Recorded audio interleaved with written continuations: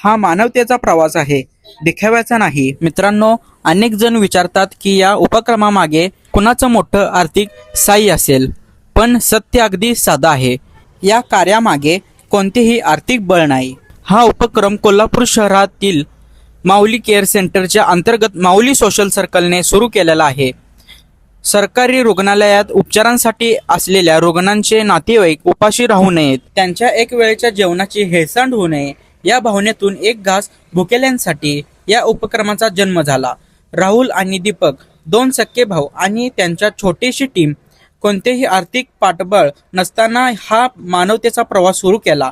आज जेवण वाढलं, उद्या पाहू, पण एकही नातेवाईक उपाशी झोपू नयेत, हाच आमचा निर्धार आहे.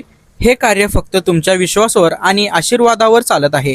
हा मानवतेचा प्रवास आहे. अधिक मोठा करण्यासाठी आमच्या पेजला फॉलो करा. ही पोस्ट जास्तीत जास्त शेअर करा. तुमचे आशीर्वाद आणि शब्द कमेंटमध्ये नक्की लिहा.